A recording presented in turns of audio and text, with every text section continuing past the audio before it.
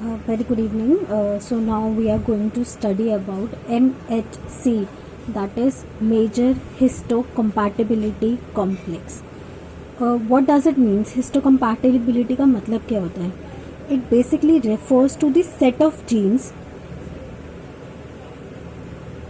that are similar in nature, similar or somewhat likewise. So they are similar set of genes which are present in an individual, in a group of individual, you can say. For example, I am a human being and some other there is one another person. So the set of genes which is present in me will the similar type of genes should be present in the other individual as well, and they work accordingly. Their work will be completely same. So these are the similar set of genes that completely works like the same which is present in an individual like me or the other individual. तो दोनों में बिल्कुल same काम करेंगे, ठीक है. सो ये similar set of jeans होते हैं. they are called as linked genes as well, क्योंकि क्रोमोसोम पे जो इन जीन्स की लोकेशन होती है वो बहुत पास होती है. They are closely related, they are present very closely. मतलब इनके एक दो जीन्स के बीच में जो डिस्टेंस होगा वो बहुत कम होगा. For example this is your gene number 3 and this is your gene number 4. तो इनके बीच में जो डिस्टेंस होगा वो इतना कम होगा that they can not be separated. अगर इन्हें ऑफस्प्रिंग में पास भी होना है, if they has to pass in the offspring, तो भी ये एक साथ पास होंगे. दे will inherit as a set. That is why they are known as cluster of genes that inherit together. They are linked so closely. मतलब इनके बीच में distance इतना कम होता है कि ये एक साथ पूरा का पूरा जो सेट है MHC का, ये डायरेक्टली आपका कहाँ चला जाता है? ऑफस्प्रिंग में चला जाता है. अच्छा, how this MHC helps in immunology. How this MHC helps in immunology. So ये तो समझ आया ना MHC होता क्या? They are nothing but a cluster of genes which are linked together on a particular chromosome. ठीक है. अच्छा, अगर हम क्रोमोसोम की बात करें तो ह्यूमंस में these set of genes are present in the chromosome number 6 और माइस में it is present on the chromosome number 17. लेकिन इन ये जो सेट ऑफ जीन्स होंगे ह्यूमन और माइस में, they are some of what similar type. मतलब अगर फॉर एग्जांपल जीन का जो सीक्वेंस है वो AGTC अगेन ACTA, ह्यूमंस में ये है जीन का सीक्वेंस, तो माइस में क्या हो जाएगा? थोड़ा बहुत सिमिलर, ACTC, फिर यहाँ पे हो सकता है T हो जाए, देन CTA. तो सिर्फ दो न्यूक्लियोटाइड्स आपके डिफरेंट है. बाकी पूरा का पूरा सीक्वेंस कैसा मिलेगा? सेम मिलेगा. ये कैसे हुए? सिमिलर हुए. That is why they are known as histocompatibility. Mean species अलग है.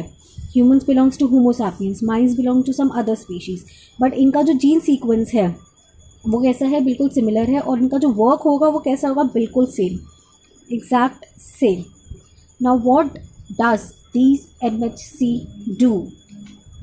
नाउ जैसे फॉर एग्जांपल कोई एंटीजन है, इस एंटीजन को रिकॉग्नाइज करना है. You need to recognise this antigen. या फिर हमारी बॉडी के जो सेल्स हैं, लिम्फोसाइट्स हैं, वो इस एंटीजन को रिकॉग्नाइज कैसे करेंगे? कोई टैग होना चाहिए ना उनके ऊपर. टैग अगर हम मान के चलें, ठीक है, साइटोकाइंस हैं, जैसे ये एक नॉर्मल सेल है, इस सेल के अंदर एंटीजन इन्वेड कर गया. अब now this cell is releasing some mediators. वो मीडिएटर्स मैंने आपको साइटोकाइंस बताए थे, ठीक है. पर ये साइटोकाइंस बनाएगा कौन? Cytokines nothing, they are some chemical molecule. ये पॉलीसेक्राइड्स भी हो सकते हैं आपके, ये प्रोटीन्स भी हो सकते हैं. तो इन साइटोकाइंस को बनाएगा कौन? कोई ना कोई ऐसा मॉलिक्यूल तो होना चाहिए ना. तो हमारी बॉडी में जितने भी मॉलिक्यूल्स बनते हैं, it can be either some like proteins and all, वो कौन बनाता है? They are come through genes. आपकी बॉडी में जितने भी प्रोटीन्स हैं वो कहाँ से बन रहे हैं?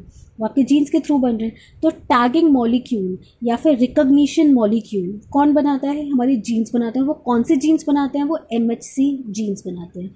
So they basically helps in the recognition of cell to cell recognition. मतलब दो सेल के बीच में रिकॉग्नाइजेशन कि कौन सा आपका एंटीजन है या कौन सा हमारा बॉडी सेल है. मीन्स कौन सी आपकी बॉडी का सेल है और कौन सा आपका एंटीजन है. So self and non self के बीच में डिस्क्रिमिनेट करने में ये हेल्प करता है. ओके, नाउ MHC जो होते हैं, MHC जीन्स जो होते हैं, they are highly polymorphic.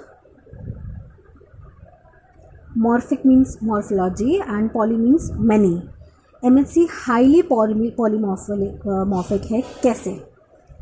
For example, this is my chromosome, this is नम्रता's क्रोमोजोम, ठीक है, and this is yours. Yours can, let's name it X. This is some other individual जिसका एक क्रोमोजोम. ओके, सो मेरा 6th chromosome and X person का जो 6th chromosome है उसके इस पर्टिकुलर लोकस पे MHC जीन प्रेजेंट है. ठीक है, दीज आर द जीन्स. और X के भी सेम लोकस पे, सेम पोजीशन पे सेम जीन्स प्रेजेंट है. Now what is the difference is, मेरी जीन्स का जो सीक्वेंस है वो ATGC ये होगा, एंड X का जो सीक्वेंस है दैट इज़ AGCGAAC. ये X का हो गया. ठीक है, तो अब मेरा जो सीक्वेंस है और जो X का सीक्वेंस है उसमें खाली 2 जगहों पे डिफरेंस है. वन इज़ हेयर, तो विच मीन्स कि क्रोमोसोम्स जो जीन्स हैं उसमें थोड़ा बहुत ही डिफरेंस है, खाली 2 न्यूक्लियोटाइड्स का डिफरेंस है. ऐसे कोई तीसरा इंडिविजुअल होगा उसका भी न्यूक्लियोटाइड सीक्वेंस है, उसमें थोड़ा बहुत चेंज होगा, लेकिन फंक्शन एग्जैक्ट होगा, पोजीशन एग्जैक्ट होगी. जैसे अगर 7th पोजीशन है क्रोमोसोम की, तो मेरे वाले क्रोमोसोम की भी 7th पोजीशन पे ही ये वाले जीन्स लोकेटेड होंगी. इसी तरीके से कोई और इंडिविजुअल होगा उसके भी 6th क्रोमोसोम के, कोई मतलब ह्यूमन बीइंग की अगर बात करें तो उसके भी 6th क्रोमोसोम पे 7th लोकेशन पे ये MHC के जीन्स प्रेजेंट होंगे. इसलिए इसको बोलते हैं पॉलीमॉर्फिक. पॉली मीन्स बहुत सारे, मतलब बहुत सारे इंडिविजुअल्स में सिमिलर टाइप की मॉर्फोलॉजी, सिमिलर टाइप के नाइट्रोजिनस बेसिस मतलब न्यूक्लियोटाइड्स देखने को मिलेंगे. This is what known as polymorphic. और इसी में एक टर्म आता है जेनेटिक पॉलीमॉर्फिज्म.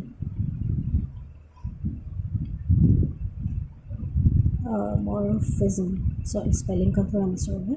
जेनेटिक पॉलीमॉर्फिज्म का मतलब है एक population in a single population like अगर ह्यूमंस की ही पॉपुलेशन है तो ह्यूमंस में, सारे ह्यूमंस में जो जेनेटिक सीक्वेंस होगा, जीन सीक्वेंस होगा, वो कैसा होगा? सिमिलर होगा. एग्जैक्ट सेम नहीं होगा, इट इज़ सिमिलर. ठीक है, तो इसको क्या बोलते हैं? Genetic polymorphism. कि in a particular population, in a particular human population या फिर सारे माइस की ही पॉपुलेशन है, तो उसमें जो जेनेटिक सीक्वेंस होगा सारे इंडिविजुअल्स का वो कैसा होगा? सिमिलर होगा, लेकिन बहुत कम डिफरेंस होगा, तो वो सिमिलर इन नेचर होगा. This is known as genetic polymorphism. अब इन जीन का जो एक्सप्रेशन है वो कोडोमिनेंटली एक्सप्रेस होता है. एक्सप्रेशन का मतलब क्या होता है कि कोई जीन्स हैं, दे विल पहले रेप्लिकेट करेंगे, then they will transcribe, then they will translate, and ultimately जाके आपका क्या बनेगा? प्रोटीन बनेगा. कोडोमिनेंटली का मतलब है भाई ये आपके ऑटोसोम्स पे प्रेजेंट होते हैं. These genes are present on your autosomes. ठीक है, तो ये मदर से भी जाएंगे और ये फादर से भी जाएंगे. तो मदर के जीन्स भी एक्सप्रेस होंगे, साथ के साथ फादर के जीन्स भी एक्सप्रेस होंगे.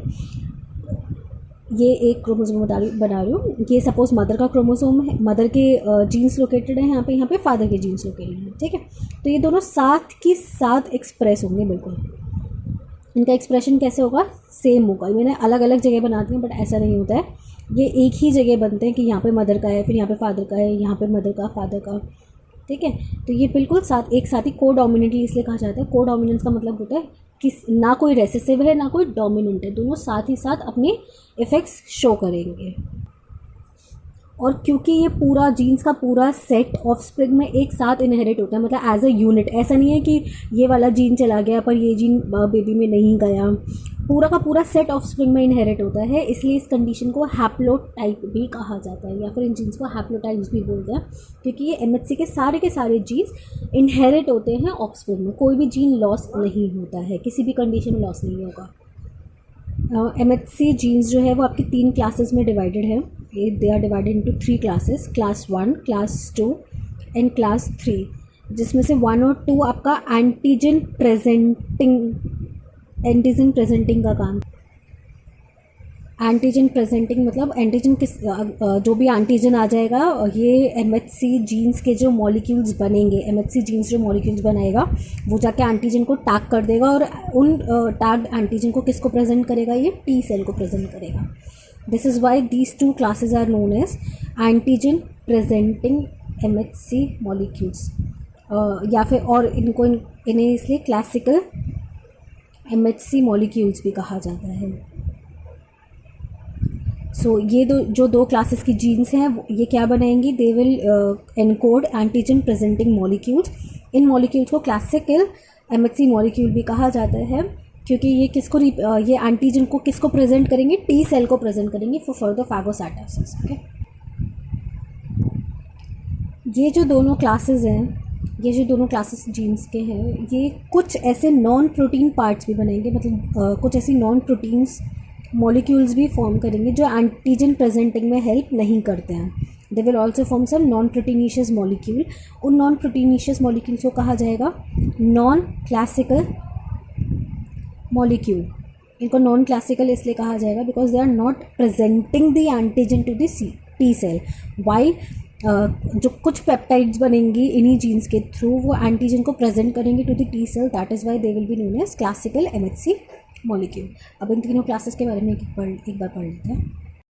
Alright, so we were talking about class 1 MHC gene. I told you MHC major histocompatibility is nothing but a cluster of genes. So ये जो genes हैं they translates few proteins जो cell to cell interaction में help करते हैं. तो class 1 का जो gene है they will translate and form a protein. ये किस टाइप के प्रोटीन बनाता है, ट्रांसमेम्ब्रेन.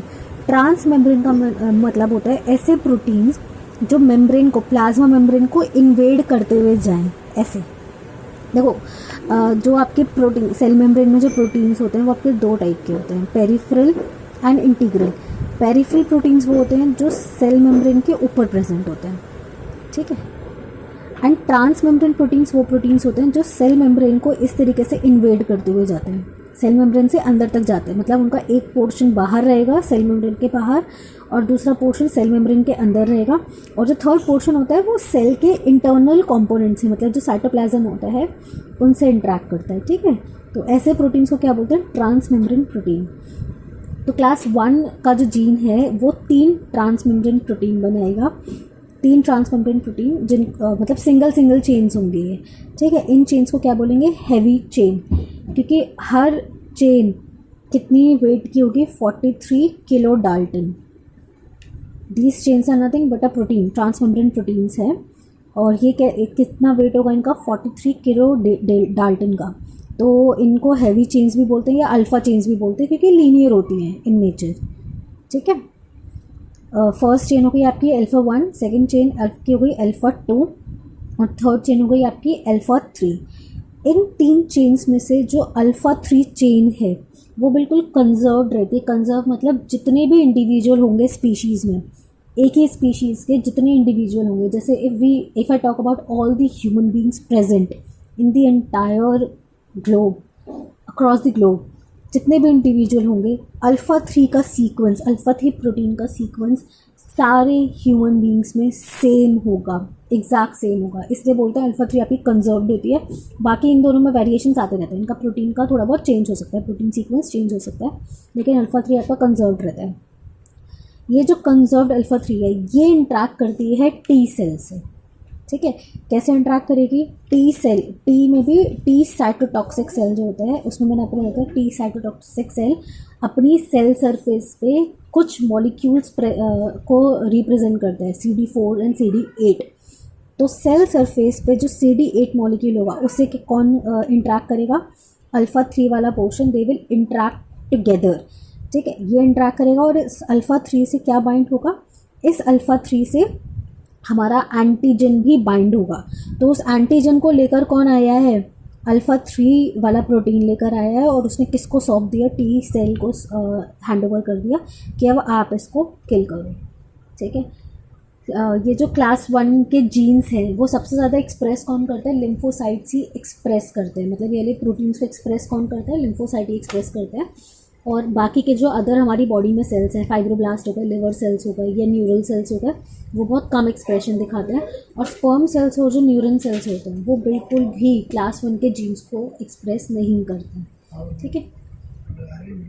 और ये जो इंट्रैक्शन होता है अल्फ़ा 3 और CD8 का जो इंट्रैक्शन होता है नॉन कोवलेंट इंट्रैक्शन होता है। नॉन कोवलेंट मतलब जब ये एंटीजन को प्रेजेंट कर देंगे टी सेल को, उसके बाद अल्फ़ा 3 डिसोसिएट हो जाते हैं कि अब मेरा काम हो गया, मेरा काम था खाली एंटीजन को प्रेजेंट करना कि आपका एंटीजन है, बाकी काम आपका है, आप करो। तो अल्फ़ा 3 इसमें से डिसोसिएट हो जाएगा। Next we move to class 2 MHCG। Okay, so next is class 2 MHC gene कैसे काम करेगा। जैसे ये हमारा सेल है, ये पूरा मैंने सेल बनाया है। It can be any cell, ये आपका मैक्रोफेजेस भी हो सकते हैं या आपके डेंड्राइटिक सेल्स हो सकते हैं। They can be your fibroblast, epithelial cells, मतलब ऐसे सेल जिनको एंटीजन ने अफेक्ट किया है। इन सेल के अंदर क्या गया, एंटीजन गया, फॉरेन मटेरियल सेल में इंटर हो गया। अब सेल के अंदर एंटीजन है तो सेल का जो न्यूक्लियस है उसमें क्या प्रेजेंट होगा, क्लास 2 MHC जीन प्रेजेंट होगा। वो जीन क्या बनाएगा, this gene will synthesise transmembrane glycoprotein. ये अगेन ग्लाइकोप्रोटीन को सिंथेसाइज करेगा और ये जो ग्लाइकोप्रोटीन्स हैं दे विल 4 होंगे ये आपके alpha 1 alpha 2 beta 1 beta 2। Alpha chains जो होती हैं वो आपकी सिंपल स्ट्रेट चेन्स होती हैं, लीनियर चेन। लेकिन जो बीटा वाली चेन्स होती हैं वो आपकी एक चेन तो पैरेलल जा रही होती है और दूसरी एंटी पैरेलल जा रही होती है। तो ये दोनों चेन्स कंबाइन करके क्या बनाती हैं, बीटा चेन्स बनाती हैं। तो आपकी 4 चेन्स बनेंगी, अल्फा 1 अल्फा 2 बीटा 1 बीटा 2। ठीक है। तो ये पूरा का पूरा सेल किस तरीके से काम कर रहा है, it will act as an antigen presenting cell. की ये जो पूरा सेल है इसने क्या बनाया है, ट्रांसमेम्ब्रेन ग्लाइकोप्रोटीन्स बनाए हैं।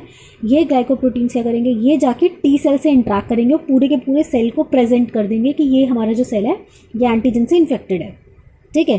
तो ये सेल मूव करता हुआ जाएगा कहाँ पे, टी साइटोटॉक्सिक सेल के पास। और टी साइटोटॉक्सिक सेल के ऊपर क्या प्रेजेंट होगा, CD4 मॉलिक्यूल प्रेजेंट होगा। और ये जो पूरे के पूरे ग्लाइकोप्रोटीन है ये क्या करेंगे, ये इंट्रैक्ट करेंगे विद दिस CD4 कंपोनेंट। और ये CD4 कंपोनेंट को प्रेजेंट करने के बाद मतलब पूरा का पूरा ये कॉम्प्लेक्स यहीं पे आके फॉर्म हो जाएगा। ये सेल को यहाँ से उठा के लेके आएंगे इधर टी सेल के पास कि ये जो सेल है ये हमारा एंटीजन इन्फेक्टेड है, इसको आप लाइस्ट करो या फिर अगर इन्फेक्शन कम है तो खाली एंटीजन को हमारी सेल से बाहर निकालो। ठीक है। अब ये जो आपके एंटीजन प्रेजेंटिंग सेल होते हैं ये भी आपके 2 कैटेगरीज में डिवाइडेड है, professional and non professional. Professional cells कौन से होते हैं, ऐसे सेल्स जिनका काम ही है एंटीजन को प्रेजेंट करना। जैसे आपके डेंड्राइटिक सेल हो गए, ये आपके इम्यून सिस्टम में काम करते हैं, they helps to provide the immunity.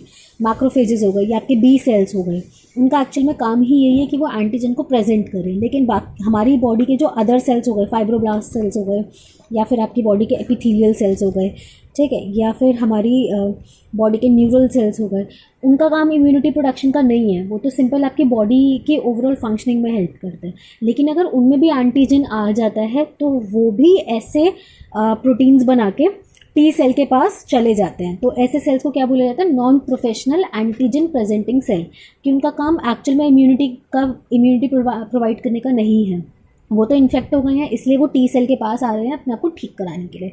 लेकिन बाकी के जो आपके मैक्रोफेजेस वगैरह या जो फर्स्ट लाइन डिफेंस में आपके सेल्स काम करते हैं वो आपके प्रोफेशनल सेल्स में आते हैं क्योंकि उनका काम ही है एंटीजन को प्रेजेंट करना।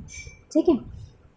अब यहाँ पे क्लास 1 वाले जो सेल्स एंटीजन को प्रेजेंट कर रहे हैं वो टारगेट सेल में आते हैं। टारगेट क्यों, क्योंकि एंटीजन इन्फेक्टेड जो सेल होगा वो डायरेक्टली लाइज्ड हो जाता है। यहाँ पे अल्फ़ा 3 जैसे ही एंटीजन इन्फेक्टेड सेल को रिप्रेजेंट करेगा, टी सेल क्या करेगा, उस एंटीजन कंटेनिंग सेल को लाइज्ड कर देगा। ठीक है। लेकिन यहाँ पर जो क्लास 2 मॉलिक्यूल्स बन रहे हैं, जो ये प्रोटीन्स काम कर रहे हैं, ये खाली सेल को प्रेजेंट कर रहे हैं कि अभी अभी इन्फेक्शन हुआ है, हम इस सेल को आपके पास तभी की तभी ले आए हैं, इन्फेक्शन अभी ज़्यादा बढ़ा नहीं है, तो आप खाली इन्फेक्शन कॉजिंग एजेंट को इसमें से हटाएं। ठीक है। ये इन दोनों में डिफरेंस है। Next is class 3 MHC gene. Class 3 का सिंपल सा छोटा सा फंक्शन ये है कि ये क्या रिलीज़ करते हैं, सिक्रीटेड प्रोटीन्स बनाते हैं।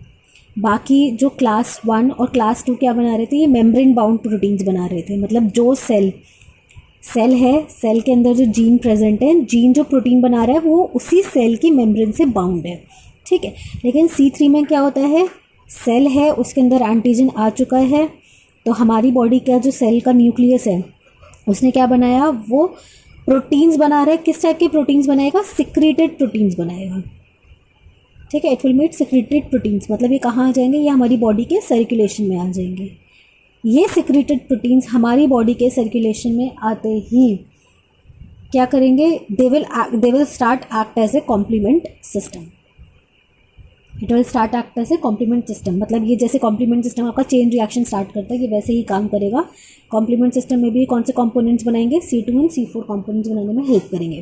तो ये C2 C4, जैसे मैंने आपको चेन समझाई थी पूरी कि C2 C4 क्लीव होता है, C4 क्लीव होने के बाद C2 को एक्टिवेट करता है, और उसके बाद आपका जो पूरा कॉम्प्लेक्स है, मतलब जो एंटीजन है वो आपका किल्ड हो जाता है। वो पूरी एक चेन रिएक्शन समझाई थी ना, तो वो काम इसी तरीके से करता है। आई होप MHC भी समझ आ गया होगा, नहीं समझ आया तो प्लीज़ एक बार पूछ लीजिएगा। Thank you.